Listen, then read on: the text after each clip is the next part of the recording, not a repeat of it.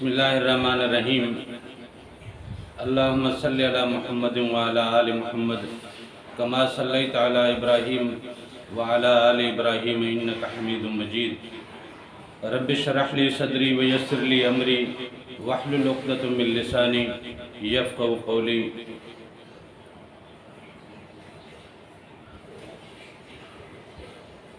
السلام علیکم دوستو، میں ہوں ایک عام سا مسلمان فقیر معصوم بارسی۔ دوستو، آج کل جو رجحان ہے وہ تو یہی ہے کہ کس طرح سے دنیا کمائی جائے، کس طرح سے سیلف امپرومنٹ کی جائے، اچھی نوکری کیسے حاصل کی جائے، اچھا کاروبار کیسا بنایا جائے، پیسہ کیسے کمایا جائے، گھر کتنا بڑا ہو، کتنا اچھا ہو، گھر میں فیسلٹیز کیسی ہوں، کپڑے کیسے پہنے ہیں۔ یہ تو سیلف امپرومنٹ کے حوالے سے ہر بندے کی ایک اپنی اپنی خواہش، ایک چوائس ہے اور اس کی دوڑ دھوپ میں وہ لگا ہوا ہے۔ لیکن کچھ لوگوں کو طاقت کی طلب ہے، رتبے کی طلب ہے، حکومت کی طلب ہے، اور حکومتوں کو بھی اسی طرح اپنے اپنی ایک طاقت کی طلب ہے۔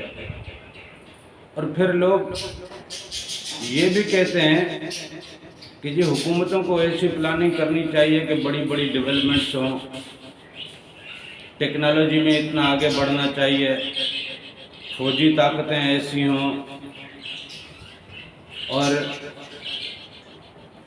اندرونی داخلی امور میں اور خارجی امور میں لوگ پوری دنیا کی مختلف مثالیں دے کے کہتے ہیں کہ دنیا نے یہ کر لیا، دنیا نے یہ کر لیا، دنیا نے یہ کر لیا، ہمارے ملک میں یہ کچھ نہیں ہو رہا، ہم یہ نہیں کر پا رہے، یا ہمیں یہ کرنا چاہیے۔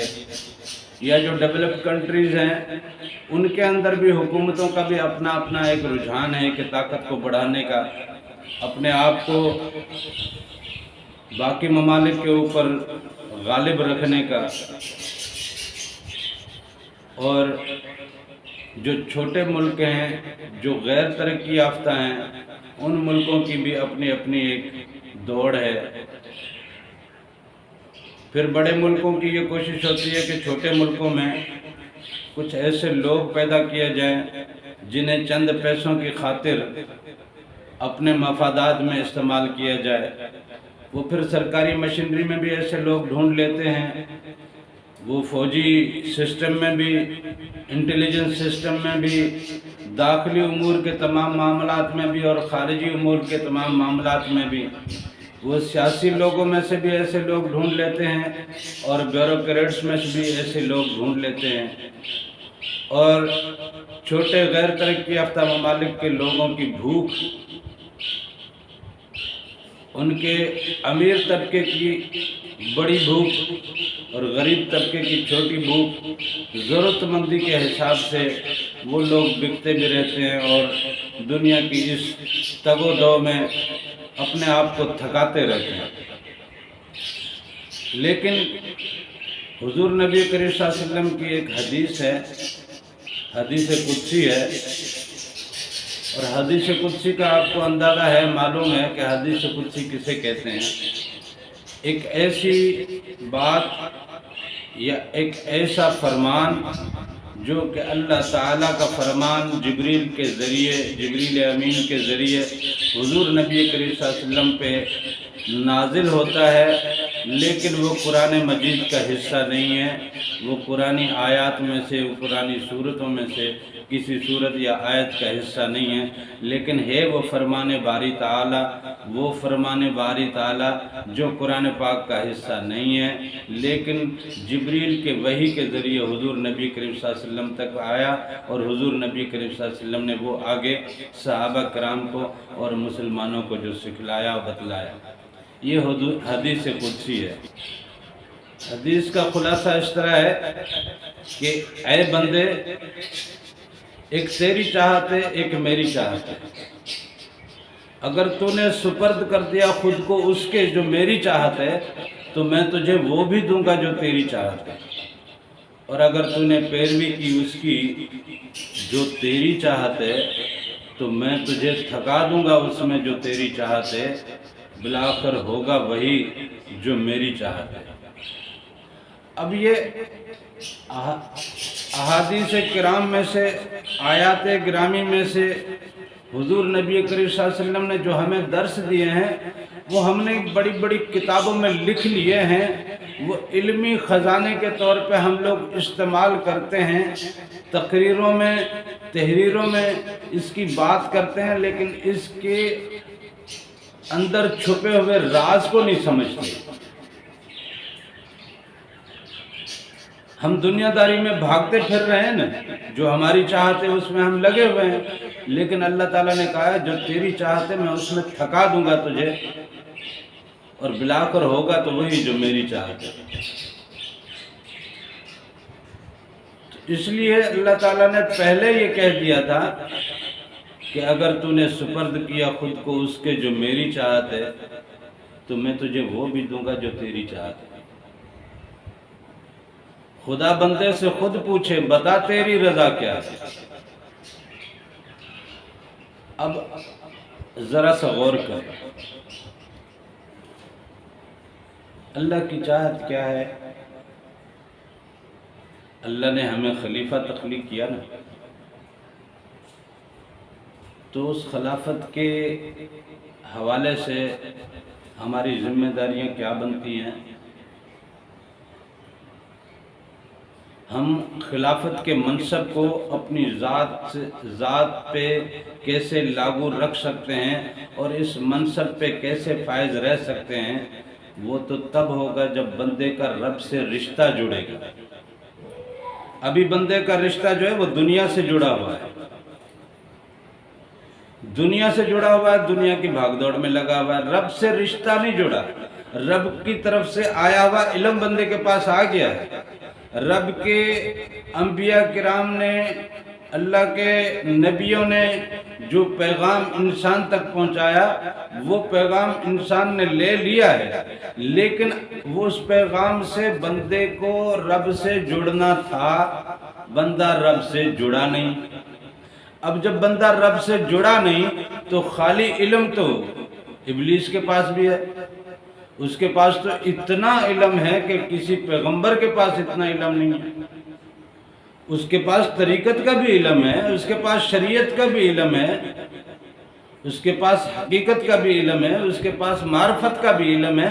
وہ علم ہے تبھی تو اسی علم کے ذریعے وہ اگلے کو بہکا دیتا ہے نا۔ جب کسی بندے کے پاس علم ہی نہیں ہوگا، ایک عالم بندہ ہے، ایک بندہ جاننے والا ہے کسی چیز کو، وہ اس کی پوری معلومات رکھتا ہے، پورا علم رکھتا ہے، تو اس بندے کو قائل کرنے کے لیے بھی آگے سے کوئی علمی بات ہوگی تو وہ بندہ آپ کے علم سے قائل ہوگا نا، نہیں تو آپ اپنے علم سے دوسرے کو قائل نہیں کر سکتے جب تک آپ کے پاس اس سے بہتر علم نہ ہو۔ آپ کے پاس اس سے زیادہ علم ہے، اس سے بہتر علم ہے، تو آپ اس بندے کو اپنی بات پہ قائل کر سکتے ہیں۔ تو علم تو شیطان کے پاس بھی بہت ہے، علم آج کل ہمارے پاس بھی بہت ہے۔ شیطان رب سے کٹ گیا، رب سے کٹے ہوئے ہم بھی ہیں۔ رب سے جڑنے کا جو طریقہ کار ہے وہ شریعت نے بڑے خوش اسلوبی سے، بڑے خوبصورتی سے سمجھایا ضرور ہے، لیکن بات یہ ہے کہ اس کو ہم ٹھیک سے سمجھے نہیں ہیں۔ اس کو سمجھنے کے لیے، اس کو اپنے اندر بٹھانے کے لیے ہم نے کبھی کوشش نہیں کی۔ لہذا طریقت کا علم ایک ایسا علم ہے، طریقت کا رستہ ایک ایسا رستہ ہے، طریقت کا انداز ایک ایسا انداز ہے کہ جس سے بندے کے اندر اللہ کا نور اترتا ہے، وہ اللہ کا نور بندے کو رب سے جوڑ دیتا ہے۔ تو جب زبان پہ ہمارے اللہ اللہ ہوگا تو وہ زبان پہ اللہ اللہ ہمارے دل میں اترے گا۔ اب ہمارے دل میں جب اللہ اللہ ہوگا تو باقی لطائف میں بھی اللہ اللہ ہوگا۔ جب باقی لطائف میں اللہ اللہ ہوگا تو تیرے من میں بھی اللہ آ گیا، تیرے تن میں بھی اللہ آ گیا، تو یہ پوری کائنات کا خالق اور مالک تو تیرے اپنے وجود میں بیٹھا ہے۔ بڑی بڑی ایٹمی توانائی والے ملک آپ کا کیا کر سکتے ہیں؟ بڑی بڑی طاقتوں والے آپ کا کیا کر سکتے ہیں؟ بڑے بڑے رعب اور دبدبے والے آپ کا کیا کر سکتے ہیں؟ اللہ تعالیٰ چاہے اسے موت دے سکتا ہے، اللہ تعالیٰ چاہے اس کے سسٹم کو بگاڑ سکتا ہے، زلزلہ بھیج سکتا ہے، طوفان بھیج سکتا ہے، بجلی گرا سکتا ہے، اس کی بنی ہوئی ساری ٹیکنالوجی جلا سکتا ہے، مٹا سکتا ہے، پر کس کے لیے مٹائے؟ وہ ساری ٹیکنالوجی تباہ کرے بھی تو کس کے لیے کرے؟ سامنے سے کوئی اس کا بندہ تو ہو نا۔ ہم بھی دنیا کی دوڑ میں لگے ہوئے ہیں، وہ بھی دنیا کی دوڑ میں لگے ہوئے ہیں، تو دنیا کی دوڑ میں جو جتنا زیادہ طاقتور ہوگا وہ اتنی زیادہ جناب اپنی حکومت جمائے گا، اپنا رعب جمائے گا۔ عوام الناس پہ وڈیروں کا رعب ہے، جاگیرداروں کا رعب ہے، بزنس مین کا رعب ہے، مالدار کا، سرمایہ دار کا رعب ہے۔ تو ہم بھی دنیا میں لگے ہوئے، وہ بھی دنیا داری میں لگا ہوا ہے۔ اب دنیا سے ٹکرا رہی ہے، جو جہاں سے دنیا کی طاقت زیادہ ہے وہاں سے وہ حصہ، وہ فرد، وہ حکومت، وہ علاقہ، وہ ملک حاوی رہتا ہے اور باقی مغلوب رہتے ہیں۔ ہمارے مغلوب رہنے کی وجہ یہ ہے کہ ہم اللہ سے جڑے ہوئے نہیں ہیں۔ اللہ تو تمام طاقتوں کا مالک ہے۔ ہمارے من میں اللہ نہیں ہے، ہمارے تن میں اللہ نہیں ہے، تو اللہ ہمارے لیے مدد کیوں اتارے گا؟ جب نور کا نور سے رشتہ ہوگا تو اس نور کے پیرہن کو جہاں جہاں بھی خطرہ ہوگا، نور اپنے پیرہن کی، آپ نے کوئی کپڑا پہنا ہے، آپ کپڑا خراب ہونے دیتے ہو؟ کہیں سے مٹی لگ جائے جھاڑ دیتے ہو، ذرا میلا ہو جائے دھو دیتے ہو؟ آپ اپنے پیرہن کو خراب نہیں ہونے دیتے۔